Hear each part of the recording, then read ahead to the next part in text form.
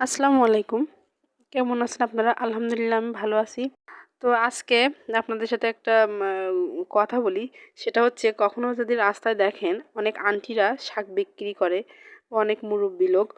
তো তাদের কাছ থেকে শাক বা অনেক সময় কচুর যে লতি সেটা কেটে ওনারা বিক্রি করে। দয়া করে ভুলেও কখনো ওইগুলা কিনবেন না। কেননা ওগুলো ভালোভাবে পরিষ্কার করাও তো থাকে না। আর হচ্ছে ভালোভাবে পরিষ্কার করাও থাকে না, আর পরবর্তী বাসায় এনে আপনাকে আবারও সেগুলো পরিষ্কার করা লাগে। আসলেই কষ্ট করে আপনার তাকে এক্সট্রা টাকা দেওয়া লাগে। তো যাই হোক, বা এক্সট্রা টাকা দিতে হয়। তো আজকে আমি করছি কি, যেহেতু আজকে রান্না করার সময় পাইনি, তো ভাবলাম যে অফিসের পাশে দেখে এক আন্টি কচুরলতি কেটে বিক্রি করতেছে। উনি মোটামুটি ফ্রেশ ছিল, শাক টাক ছিল, তো সেই অনুযায়ী আমি নিছি। পরবর্তী কচুরলতিটা আমি বাসায় নিয়ে এসে দেখে এত পরিমাণে অপরিষ্কার, যেটা রান্না করা সম্ভব না। তো তারপরে নিয়ে এসে সেগুলো কেটে কুটে পরিষ্কার আবার পুনরায় পরিষ্কার করে নিলাম। নিয়ে রান্নাও করলাম। আর তার পরে হচ্ছে দেখি যে আপনাদের ভাইয়া বাজার নিয়ে আসছে। তো বাজার নিয়ে আসছে, বাজার থেকে অনেক টাটকা টাটকা সবজিও নিয়ে আসছে। যাই হোক, এইগুলো গুছাইতে আর এই রান্না করতে আজকে আমার অনেক সময় লেগে গেছে। আর আজকে রান্নাটাও করতে বেশ দেরি হয়ে গেছে। আজকে আমি 2:15 ডিউটি শেষ করে আসার পরে তারপরে রান্না করে খাওয়া দাওয়া করছি। এত পরিমাণে কষ্ট হয়েছে যেটা বলা যাবে না। আর তার থেকেও বেশি রাগ হয়েছে কচুরলতিটা কেনার জন্য, যে ও কচুরলতি আবার নিয়ে আসছে। আপনাদেরকে তো ভিডিওয়ে দেখালাম, ও কচুরলতি নিয়ে আসছে 2 আটি, আর আমি আবার 1 আটি ওই যে আন্টির কাছ থেকে কিনলাম। তো এই তো সেই কচুরলতিটা আমি রান্না করছি। আর এটা কিন্তু আমি বাসায় পরে পরিষ্কার করে নিয়েছি। এটা খুবই অপরিষ্কার ছিল এবং এর ভিতরে নষ্টও ছিল অনেকগুলো।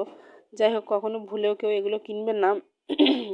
ওনারা যেগুলো অনেক দিন থেকে যায় ওনাদের কাছে, সেইগুলো ওনারা কেটে বিক্রি করে।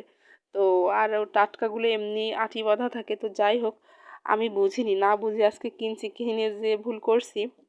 আর আজকে ভীষণই রাগ হয়েছে, কারণ সারাদিন ডিউটি করার পরে আবার এই কচুলতি পরিষ্কার করে কেটে বেছে রান্না করা আসলে খুবই কষ্টকর। আর আমি সাধারণত কচুরলতি কিনি না, কেননা আমার এত কাটার সময় নেই, আর আমার হাতও চুলকায় হালকা কচুরলতিতে। তো যাই হোক, কচুরলতিটা রান্না করছি।